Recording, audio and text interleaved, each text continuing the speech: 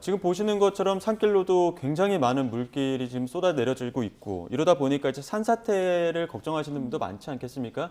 산사태 전조 증상 같은 것들을 좀 어떻게 감지하는 게 좋을까요? 어떤 게 좋을까요? 네, 뭐 산사태 같은 경우 전조 증상이 몇 가지가 있는데요. 사실 뭐 산의 사면에서 갑자기 물이 솟구쳐 나온다거나, 혹은 또 계곡물이나 이런 것들이 갑자기 또 물이 끊기는 경우, 이런 것들도 사실 산사태 징후로 볼 수 있고요.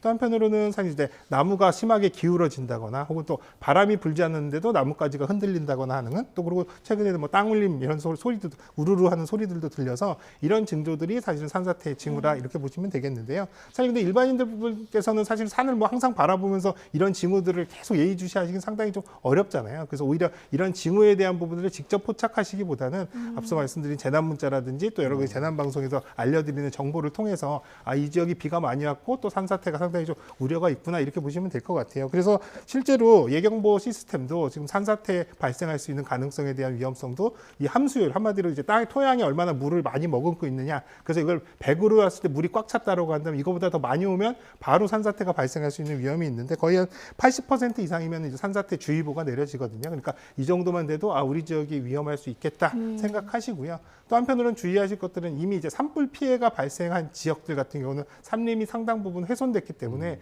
다른 지역보다도 적은 양의 비가 오더라도 이런 이제 산사태라든지 이런 부분의 위험성이 높기 때문에 이런 지역들 같은 경우, 우리 주변 지역, 내가 인접한 산에 이런 산불 피해로 인해서 임야가 훼손됐다, 혹은 또 임의적으로 개발을 하면서 사실 지형이 변형된 곳, 이런 곳들 같은 경우는 특히 더 위험하기 때문에 조금 더 빨리 대처를 하셔야 되겠습니다. 네.